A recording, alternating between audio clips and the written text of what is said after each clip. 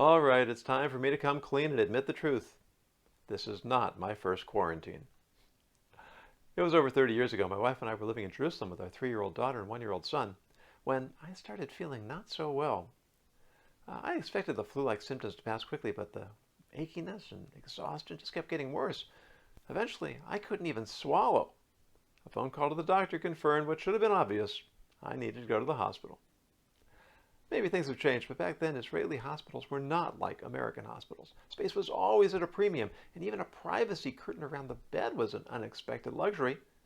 But moments after I arrived and was checked out by the attending physician, I found myself sheltered in place, in the most unexpected of places, a private room. A mishmash of symptoms that refused to conform to any malady my doctor could identify left him scratching his head.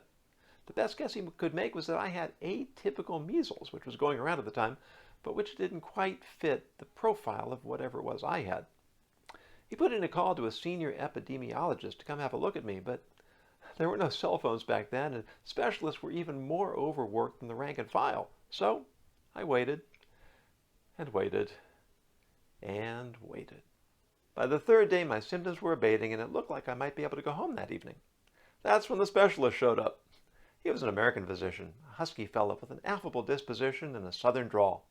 He listened patiently as the attending physician explained the tests he had run, the observations he'd made, and how the results added up, eventually arriving at his concluding diagnosis that he believed that I had atypical measles. His hypothesis hung in the air.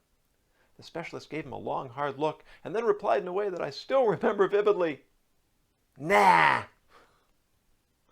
"So what do you think it is?" asked the physician. "I don't know, some kind of weird virus. But he's practically over it. Send him home." I returned home in high spirits. Life was more challenging back then. 2 little kids, rigorous study all day long, wife working while watching the children, never enough money.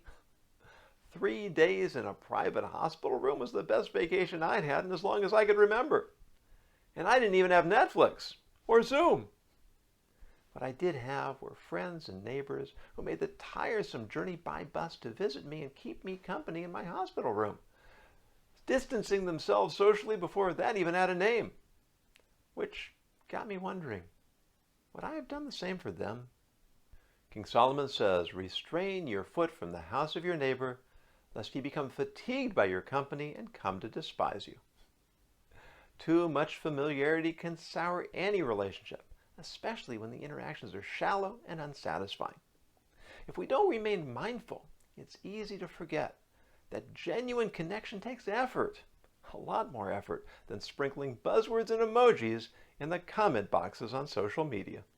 If we take advantage of our time in isolation by applying ourselves to the quality rather than the quantity of our interactions, we may find that our time apart ends up bringing us closer together. So what's one concrete action you could take to deepen your interaction with someone you value? Share your thoughtful comment below. Thanks for watching. I'm Jonas Goldson. Be safe and be ethical.